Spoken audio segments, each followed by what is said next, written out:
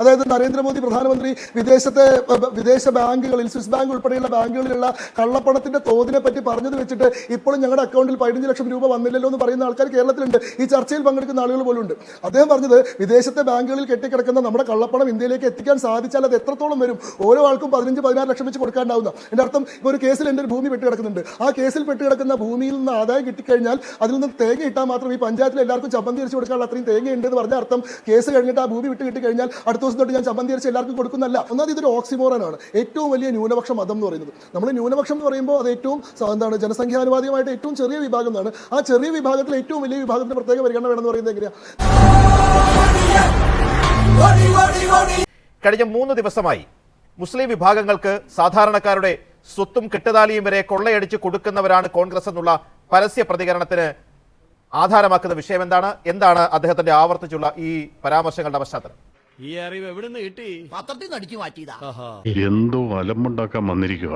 അതെ, രാഹുൽ ഗാന്ധി പറഞ്ഞിട്ടുള്ള തങ്ങൾ തെരഞ്ഞെടുക്കപ്പെട്ട് കഴിഞ്ഞാൽ നടത്താൻ പോകുന്ന സെൻസസ്, അതിനെ തുടർന്നുണ്ടാവുന്ന ഫിനാൻഷ്യൽ ആൻഡ് ഇൻസ്റ്റിറ്റ്യൂഷണൽ സർവേ, അതിന്റെ അടിസ്ഥാനത്തിൽ അവർ ചെയ്യാൻ പോകുന്ന വെൽത്ത് റീഡിസ്ട്രിബ്യൂഷൻ പദ്ധതി, ഇതുമായി ബന്ധപ്പെട്ട് എങ്ങനെയാണ് മാവോയിസ്റ്റ് മുദ്രാവാക്യങ്ങൾ ഈ കോൺഗ്രസിന്റെ മാനിഫെസ്റ്റോയിലൂടെ സാധാരണക്കാർക്കിടയിലേക്ക് ഇവർ ഇറക്കി വിട്ടിട്ടുള്ളത്? ഈ പറയുന്ന മുദ്രാവാക്യം എത്രത്തോളം അപകടകരമാണ് എന്ന് സൂചിപ്പിച്ചുകൊണ്ടാണ് പ്രധാനമന്ത്രി നരേന്ദ്രമോദി ഈ പറയുന്ന പ്രസ്താവന നടത്തിയിട്ടുള്ളത്.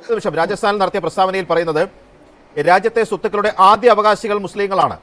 അതിന്റെ അർത്ഥം ഇത് അവർക്ക് കൊടുക്കും കോൺഗ്രസ്. കൂടുതൽ കുട്ടികളുള്ളവർക്ക് നിങ്ങൾ അധ്വാനിച്ചുണ്ടാക്കിയ സ്വത്ത് നുഴഞ്ഞു കയറ്റക്കാർക്ക് കൊടുക്കുന്നത് നിങ്ങൾക്ക് അംഗീകരിക്കാൻ കഴിയുമോ? ഇതല്ലേ അദ്ദേഹത്തിന്റെ വാക്കുകൾ? നിക്ക് ഏത് റൂട്ടിലേക്കാ വണ്ടി തിരിക്കണേന്ന് എനിക്കിപ്പോ മനസ്സിലായി. രാഹുൽ ഗാന്ധി പറയുന്നത് അദ്ദേഹം തെരഞ്ഞെടുക്കപ്പെട്ട് കഴിഞ്ഞാൽ അദ്ദേഹം ഈ രാജ്യത്തെ ജനങ്ങളുടെ മുഴുവൻ ജാതി സെൻസസിന്റെ അടിസ്ഥാനത്തിൽ അവരുടെ സ്വത്തുവകകളുടെ ഇൻവെന്ററി തയ്യാറാക്കി ഇത് ജനസംഖ്യാനുപാതികമായിട്ട് വിതരണം ചെയ്യുമെന്നാണ്. കൊള്ളാം, നല്ല ഐഡിയ. താൻ ജാതകം നോക്കേണ്ട കാര്യമില്ല, തന്റെ ജാതകം ഞാൻ പറഞ്ഞുതരാം. ഈ രാജ്യത്തിന്റെ വിഭവങ്ങളിൽ ആദ്യത്തെ അവകാശം മൈനോറിറ്റികൾ, അവരിൽ പ്രത്യേകിച്ച് മുസ്ലിങ്ങൾക്കാണ് എന്ന് മൻമോഹൻ സിംഗ് 2006 ഡിസംബർ 9 പറഞ്ഞിട്ടുണ്ട്.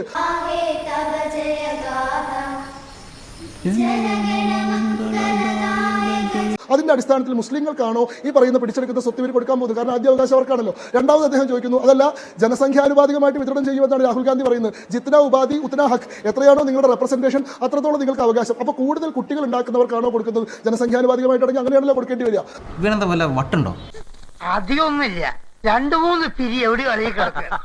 മൂന്നാമത് അദ്ദേഹം ചോദിക്കുന്നു, അതോ നുഴഞ്ഞുകയറ്റക്കാർക്കാണോ നിങ്ങൾ കൊടുക്കുന്നത്? കാരണം CIA വിഷയവുമായി ബന്ധപ്പെട്ട് അഭയാർത്ഥികളെയും നുഴഞ്ഞുകയറ്റക്കാരെയും ഒരേപോലെ കാണണം എന്ന നിലപാടെടുത്തിട്ടുള്ള പാർട്ടിയാണ് കോൺഗ്രസ്. ആളുകളുടെ മുമ്പിൽ വെച്ച മനുഷ്യന്റെ വായിൽ തൃപ്തിയായില്ലടാ. മ്യാൻമാറിൽ നിന്ന് വന്നിട്ടുള്ള റോഹിംഗ്യ ഇൻഫിൽട്രേറ്റേഴ്സിനെയും അതേപോലെ തന്നെ ബംഗ്ലാദേശിൽ നിന്നോ പാകിസ്ഥാനിൽ നിന്നോ ജീവന് വേണ്ടി ഓടി വന്നിട്ടുള്ള അഭയാർത്ഥിയും ഒരേപോലെ കാണണം. NRC നടപ്പാക്കാൻ പാടില്ല. ഈ രാജ്യത്ത് അധിവസിക്കുന്ന മുഴുവൻ ആളുകൾക്കും പൗരന്മാരുടെ സ്റ്റാറ്റസ് കൊടുക്കണം. സ്വാഭാവികമായിട്ട് ഈ വിഭവങ്ങൾ വികേന്ദ്രീകരിക്കപ്പെടുമ്പോൾ, വിതരണം ചെയ്യപ്പെടുമ്പോൾ ഈ നുഴഞ്ഞുകയറ്റക്കാർക്ക് ഉൾപ്പെടെ കൊടുക്കേണ്ടി വരുമല്ലോ. മനസ്സിലായി. എടാ നാറി, നിനക്ക് നാണമുണ്ടോ? മൻമോഹൻ സിംഗിന്റെ പ്രസ്താവന 100% തെറ്റായിട്ടുള്ള പ്രസ്താവനയായിരുന്നു. നമ്മൾ ഈ ചർച്ചയിൽ പങ്കെടുക്കുമ്പോൾ പോലും പറയേണ്ട ഒരു കാര്യമാണത്. ഈ രാജ്യത്തിന്റെ വിഭവങ്ങളിൽ ഇവിടുത്തെ എല്ലാ ജനങ്ങൾക്കും ഒരുപോലെ അവകാശമുണ്ട്. അതിൽ ഏതെങ്കിലും ഭൂരിപക്ഷത്തിനോ ന്യൂനപക്ഷത്തിനോ പ്രത്യേകമായിട്ട് യാതൊരു അവകാശമില്ല. അതും ശരിയാണല്ലോ. വിഭവങ്ങളുടെ ആദ്യത്തെ അവകാശികൾ മുസ്ലിങ്ങളാണെന്ന് ഡോക്ടർ മൻമോഹൻ സിംഗ് പറഞ്ഞിട്ടുണ്ടോ? ചൂണ്ടിക്കാണിച്ചു അദ്ദേഹത്തിന്റെ പ്രസ്താവന നിങ്ങൾ വായിച്ചു നോക്കൂ. ഞാൻ അദ്ദേഹത്തെ വേണമെങ്കിൽ കോട്ട് ചെയ്യാം. എന്താണ്, minority particularly the Muslim should have the first claim over the resources എന്നാണ് മൻമോഹൻ സിംഗിന്റെ വാചകം. അതായത് SC ST അടക്കം മൈനോറിറ്റീസ് അടക്കം എല്ലാ വീക്കർ സെക്ഷനിലും ആരാണോ ഏറ്റവും ദുർബലര് അവർക്കാണ് ഈ രാജ്യത്തെ സമ്പത്തിന്റെ ഏറ്റവും പ്രധാനപ്പെട്ട പരിഗണന എന്ന് പറഞ്ഞ പട്ടികയിൽ മുകളിൽ നിർത്തിയ എല്ലാവരെയും ചേർത്തുകൊണ്ടാണ് പ്രധാനമന്ത്രി നടത്തിയ പ്രസ്താവന. അന്നേ 2006 ഡിസംബർ മാസത്തിൽ തന്നെ ഒരു ക്ലാരിറ്റിയും വരുത്തിയതാണ്. ഓഹോ, കളി പഠിച്ചിട്ട് വന്നിരിക്കുകയാണല്ലേ. മൈനോറിറ്റി എന്ന് പറയുന്നത് ഒരു സ്പെഷ്യൽ ക്ലാസ് ആണ്. ഈ രാജ്യത്തെ പ്രത്യേകമായിട്ടുള്ള അവകാശങ്ങൾക്കോ പ്രത്യേകമായിട്ടുള്ള സംരക്ഷണയ്ക്കോ പ്രത്യേകമായിട്ടുള്ള പ്രൊട്ടക്ഷനോ അർഹതയില്ല. എന്തുകൊണ്ട്? ജനസംഖ്യാപരമായിട്ട് കുറവാണെന്നതിന്റെ പേരിൽ പ്രത്യേക പരിഗണന വേണ്ട വിഭാഗമാണ്. ആ മൈനോറിറ്റിക്കുള്ളിൽ പിന്നെ സ്പെഷ്യലൈസ്ഡ് ക്ലാസ് ഇല്ല. മൈനോറിറ്റി പർട്ടിക്കുലർലി ദ മുസ്ലിം എന്ന് പറയുന്നത് മൈനോറിറ്റി എന്ന് പറയുന്ന സങ്കല്പത്തിന് തന്നെ വിരുദ്ധമാണ്. മൈനോറിറ്റി ഒരു സ്പെഷ്യൽ ക്ലാസ് ആയിട്ട് അവർക്ക് പ്രൊട്ടക്ഷൻ കൊടുക്കുമ്പോൾ അതിലെന്താ മുസ്ലിങ്ങൾക്ക് പ്രത്യേക പ്രൊട്ടക്ഷൻ? അത് വളരെ മുസ്ലിം പ്രീണനാടിസ്ഥാനത്തിലുള്ള ഒരു വളരെ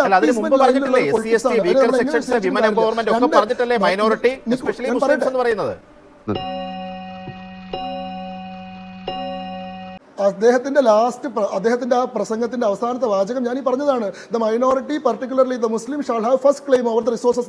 നിങ്ങൾ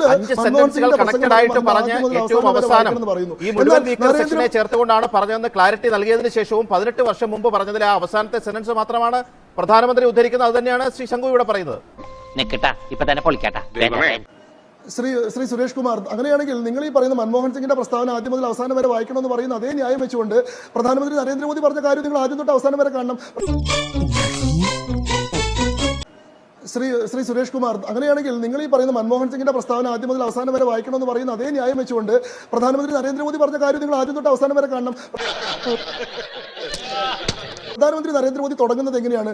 മാവോയിസ്റ്റ് മുദ്രാവാക്യങ്ങൾ എങ്ങനെയാണ് കോൺഗ്രസിന്റെ പ്രകടന പത്രികയിലൂടെ പുറത്തു വരുന്നത്? എങ്ങനെയാണ് ഒരു കാലത്ത് കോൺഗ്രസിന്റെ ബാക്ക് സീറ്റ് ഡ്രൈവ് ചെയ്തിരുന്ന ഈ അർബൻ നെക്സൽസ് അല്ലെങ്കിൽ അൾട്രാ ലെഫ്റ്റിസ്റ്റുകൾ ഇന്ന് അതിന്റെ ഫ്രണ്ട് സീറ്റ് ഡ്രൈവിംഗ് ഏറ്റെടുത്തതുമായി ബന്ധപ്പെട്ടിട്ടാണ് ഇതവൻ കൊണ്ടുപോയിട്ടാ എഡ്യൂക്കേഷൻ അവിടെ അവർ പറയുന്നത് ഈ കോൺഗ്രസിന്റെ പ്രകടന പത്രികയിൽ അല്ലെങ്കിൽ രാഹുൽ ഗാന്ധിയുടെ പ്രസ്താവനയിലുള്ള ഈ വെൽത്ത് ഡിസ്ട്രിബ്യൂഷൻ എന്ന് പറയുന്ന ആശയത്തിന്റെ അപകടത്തെ പറ്റിയിട്ടാണ്. അത് നരേന്ദ്രമോദി മാത്രമല്ല, ഈ രാജ്യത്തെ പ്രമുഖരായിട്ടുള്ള സാമ്പത്തിക ശാസ്ത്രജ്ഞന്മാരൊക്കെ പറയുന്നതാണ്. സ്വാഭാവികം. ഈ കഴിഞ്ഞ പ്രസ്താവനയ്ക്ക് മുമ്പ് വരെ പുറത്തു നിന്നുകൊണ്ട് രാമക്ഷേത്രവും അതുപോലെ തന്നെ മറ്റു കാര്യങ്ങളും പറഞ്ഞുകൊണ്ട് കല്ലെറിഞ്ഞുകൊണ്ടിരിക്കുന്ന ഒരു മനുഷ്യനായിരുന്നു നരേന്ദ്രമോദി. നിനക്കിപ്പോ പ്രശ്നം എന്താണ്?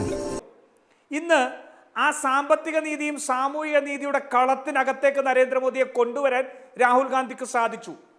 ഇനി അതിനകത്ത് നിന്ന് ഫൗള് കളിച്ചുകൊണ്ടിരിക്കുക. അയാൾ എന്താ പറയുന്നേ?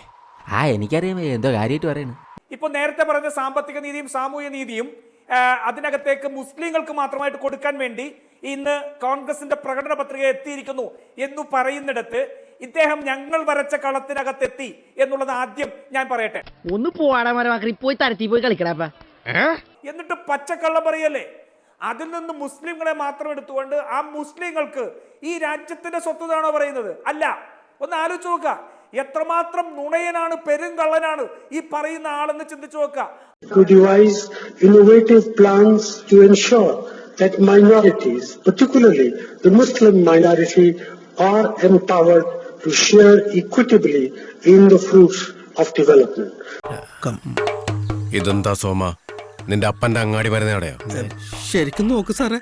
ഈ രാജ്യത്തിന്റെ സമ്പദ് വ്യവസ്ഥയിൽ അധികാരം ലഭിക്കണം, വിഭവങ്ങളിൽ പങ്കാളിത്തം ഉണ്ടാവണമെന്ന നെഹ്റുവിയൻ സോഷ്യലിസ്റ്റ് കാഴ്ചപ്പാട് ഞങ്ങൾ ഈ 2024 തെരഞ്ഞെടുപ്പിൽ മുന്നോട്ട് വെക്കുക. അതായത് നമ്മൾ പൊതുവിൽ പറയുമ്പോൾ സ്റ്റേറ്റിന് ഏതെങ്കിലും ഒരു മതത്തോട് പ്രത്യേകമായിട്ടുള്ള പരിഗണന പാടില്ല. എല്ലാ മതങ്ങളെയും ഒരുപോലെ വേണം സ്റ്റേറ്റ് പരിഗണിക്കാൻ. ഏതെങ്കിലും ഒരു മതത്തോട് പ്രത്യേക ഫേവറോ പ്രത്യേക ഇൽവില്ലോ പുലർത്തരുത് എന്ന് സിദ്ധാന്തം വെക്കുകയും എന്നാൽ ന്യൂനപക്ഷ മതങ്ങളോട് പ്രത്യേക പരിഗണനയാവാം, അതിൽ തന്നെ ഏറ്റവും വലിയ ന്യൂനപക്ഷ മതത്തോട് പ്രത്യേക പരിഗണനയാവാം എന്ന് പറയുന്നത്. ഒന്നാമത് ഇതൊരു ഓക്സിമോറനാണ്. ഏറ്റവും വലിയ ന്യൂനപക്ഷ മതം എന്ന് പറയുന്നത്, നമ്മൾ ന്യൂനപക്ഷം എന്ന് പറയുമ്പോൾ അത് ഏറ്റവും ജനസംഖ്യാനുപാതികമായിട്ട് ഏറ്റവും ചെറിയ വിഭാഗം എന്നാണ്. ആ ചെറിയ വിഭാഗത്തിൽ ഏറ്റവും വലിയ വിഭാഗത്തിന് പ്രത്യേക പരിഗണന വേണമെന്ന് പറയുന്നത് എങ്ങനെയാ? നിങ്ങൾ ഈ പറയുന്ന റോൾഫിന്റെ സിദ്ധാന്ത പ്രകാരം ഒരു ചങ്ങലയുടെ ആകെ ബലം അതിൽ ഏറ്റവും ദുർബലമായിട്ടുള്ള കണ്ണിയാണെങ്കിൽ ഈ ന്യൂനപക്ഷത്തിൽ ഏറ്റവും പരിഗണന വേണ്ടത് അതിൽ ഏറ്റവും ന്യൂനപക്ഷമല്ലേ? അങ്ങനെയാണെങ്കിൽ ഏറ്റവും മൈക്രോ മൈനോറിറ്റി ആയിട്ടുള്ള ജെയിനിനല്ലേ പർട്ടിക്കുലർ ആയിട്ടുള്ള റൈറ്റ് വേണ്ടത്? പക്ഷെ നിങ്ങൾ ഏറ്റവും ദുർബലമായിട്ടുള്ള കണ്ണിയല്ല പരിഗണിക്കുന്നത്, നിങ്ങൾ ദുർബലർക്കിടയിൽ ഏറ്റവും കരുത്തനായിട്ടുള്ള ആളെയാണ് പരിഗണിക്കുന്നത്. അതെന്തൊരു വിചിത്രമായിട്ടുള്ള വാദമാണ്. നിങ്ങൾ ഈ പറയുന്ന സിദ്ധാന്തം തന്നെ ശരിയാവണമെങ്കിൽ ന്യൂനപക്ഷങ്ങൾക്കിടയിൽ പർട്ടിക്കുലർ ആയിട്ടുള്ള പരിഗണന കിട്ടേണ്ടത് ന്യൂനപക്ഷങ്ങളിൽ ഏറ്റവും മൈക്രോ മൈനോറിറ്റി ആയിട്ടുള്ള ജെയിൻ വിഭാഗത്തിലാണ്.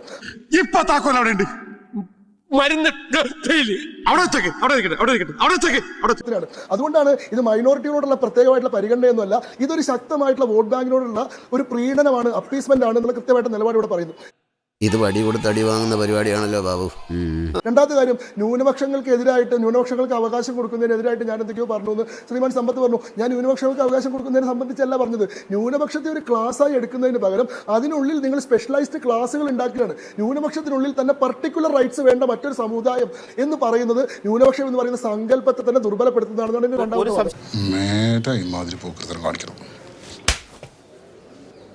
അതായത് പലതരത്തിലുള്ള സർവേകൾ രാജ്യത്ത് നടന്നിട്ടുണ്ടല്ലോ. ഓരോ നമുക്ക് മതത്തിന്റെയും സമുദായത്തിന്റെയും അടിസ്ഥാനത്തിൽ സാമൂഹ്യമായി പിന്നോക്കാവസ്ഥയിൽ നിൽക്കുന്നവർക്ക് സംവരണവും മറ്റ് ആനുകൂല്യങ്ങളും നൽകുന്ന ഒരു രാജ്യമാണല്ലോ നമ്മുടേത്. അപ്പോൾ ഇതര മതന്യൂനപക്ഷങ്ങളെ അപേക്ഷിച്ച് മുസ്ലിം മതന്യൂനപക്ഷങ്ങൾക്ക് സാമ്പത്തിക സാമൂഹ്യ പിന്നോക്കാവസ്ഥ രാജ്യത്തുണ്ടോ ഇല്ലയോ? 2006 സച്ചാർ കമ്മിറ്റി റിപ്പോർട്ടിലാണ് അങ്ങനെ പറഞ്ഞിട്ടുള്ളത്. അതിനുശേഷം പിന്നീട് അങ്ങനെ ഒരു സർവേ നടന്നിട്ടില്ല. ഇയാൾ ഉരുളക്കുപ്പേരി കോളേജിൽ നിന്ന് ഡിഗ്രി എടുത്ത് വന്നിരിക്കുകയാണ് ഒരു തർക്കക്കാരൻ. ഞാൻ പറയുന്നത് കഴിഞ്ഞ 10-15 വർഷത്തിനിടയിൽ നരേന്ദ്രമോദി സർക്കാരിന് കീഴിൽ രാജ്യത്തെ മുസ്ലിം സമുദായത്തിന്റെ ജീവിത നിലവാരം വളരെയേറെ വർദ്ധിച്ചിട്ടുണ്ടെന്നുള്ളതാണ്. ഈ പറയുന്ന മുസ്ലിങ്ങൾക്ക് അനുകൂലമായി നിൽക്കുന്നു, അവരെ സേവിക്കുന്നു എന്ന് പറയുന്ന കോൺഗ്രസിന്റെ സർക്കാരുകൾ തുടർച്ചയായിട്ട് രാജ്യം ഭരിച്ച ഘട്ടത്തിലാണ് മുസ്ലിങ്ങളുടെ ജീവിത നിലവാരം രാജ്യത്തിന്റെ പൊതു ശരാശരിയേക്കാൾ വളരെ താഴെ നിന്നിരുന്നത്. കയ്യിന്ന് പോയടാ ചാർലി. ഹിന്ദു ദിനപത്രം ഒരു ഫാക്ട് ചെക്ക് പോലെ കൊടുത്തിട്ടുണ്ട്. അതിനകത്ത് ഈ ഫെർട്ടിലിറ്റി റേറ്റ് സംബന്ധിച്ച്, അതേപോലെ തന്നെ നിയോനറ്റൽ മോർട്ടാലിറ്റി റേറ്റ് സംബന്ധിച്ച്, 5 വർഷത്തിനകം കുഞ്ഞുങ്ങൾ മരിക്കുന്ന ശിശുമരണ നിരക്ക് സംബന്ധിച്ച്, സ്ത്രീകളുടെ വിദ്യാഭ്യാസം സംബന്ധിച്ച് ഒക്കെയുള്ള സ്റ്റാറ്റിസ്റ്റിക്സ് കൊടുക്കുന്നതിൽ ഇതര മതവിഭാഗങ്ങളുമായി താരതമ്യം ചെയ്യുമ്പോൾ എന്തുകൊണ്ടാണ് ഈ പിന്നോക്കാവസ്ഥ വിഭാഗത്തിലുള്ളതെന്നുള്ള ഫാക്ട്സ് അതിനകത്തുണ്ട്. ശ്രീമാൻ സുരേഷ് കുമാർ, നിങ്ങൾ ഒരു ഡോക്യുമെന്റ് കോട്ട് ചെയ്യുമ്പോൾ നിങ്ങൾ സത്യസന്ധമായിട്ട് കോട്ട് ചെയ്യണം. മറ്റു വർക്കുകളൊക്കെ ഗംഭീരായിരുന്നു. വിശ്വസിച്ചു ബുദ്ധിയുള്ള ആരെങ്കിലും വിശ്വസിക്കോടാ. മുസ്ലിം സമുദായത്തിന്റെ തന്നെ 2006 ഈ പറയുന്ന എല്ലാ മീറ്ററുകളും വെച്ച് താരതമ്യം ചെയ്ത് കഴിഞ്ഞാൽ ഇപ്പൊ പറഞ്ഞ മീറ്ററിൽ ഇവർ മെച്ചപ്പെടുകയല്ലേ ചെയ്തത്. ഇൻഫന്റ് മോർട്ടാലിറ്റി റേറ്റിന്റെ കാര്യത്തിൽ, സ്ത്രീകളുടെ ഈ പറയുന്ന വിദ്യാഭ്യാസ നിലവാരത്തിന്റെ കാര്യത്തിൽ, ഈ പറയുന്ന ഫെർട്ടിലിറ്റി റേറ്റ് താഴേക്ക് പോവുകയാണ് ചെയ്തിട്ടുള്ളത്. അതായത് 2006 കാലഘട്ടത്തിൽ ഉണ്ടായിട്ടുള്ള സർവേയിൽ പറയുന്ന എല്ലാ മീറ്റേഴ്സിനേക്കാളും മുസ്ലിം സമുദായത്തിന്റെ 98-99 മുതൽ തന്നെ ആ വ്യത്യാസമുണ്ട്. ആ വ്യത്യാസത്തിന്റെ തോത് സംബന്ധിച്ച് താരതമ്യമുണ്ട്. ഞാനവിടെ